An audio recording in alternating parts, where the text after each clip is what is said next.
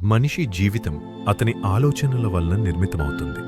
ఈ వాక్యం ప్రకారం మన ఆలోచనలే మన జీవితాన్ని నిర్దేశిస్తాయని చెప్పవచ్చు. మనం ఎలా ఆలోచిస్తామో అలాగే మన జీవితం ఉంటుంది.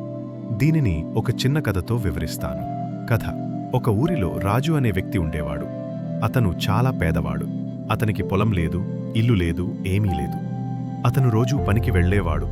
కాని ఆ రోజు సంపాదించిన డబ్బుతో తినడానికి మాత్రమే సరిపోయేది. రాజు చాలా నిరుత్సాహంగా ఉండేవాడు. నా జీవితం ఇంతేనా? నేనెప్పటికీ పేదవాడిగానే ఉంటానా అని అనుకునేవాడు.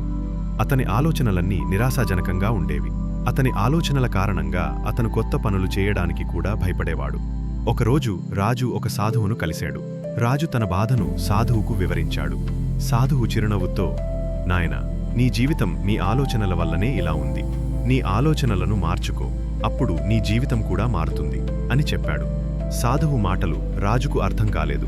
ఆలోచనలను మార్చుకోవడమంటే ఏమిటి అని అడిగాడు. సాధువు, నీవు పేదవాడివి అని నిరాశపడకు. నీవు కష్టపడి పనిచేస్తే ధనవంతుడివి కావచ్చు అని ఆలోచించు. నీకు దేవుడు ఏదైనా ఇవ్వాలంటే ముందు నీవు కష్టపడి పనిచేయాలి అని నమ్ము. నీ భవిష్యత్తు నీ చేతుల్లో ఉందని నమ్ము.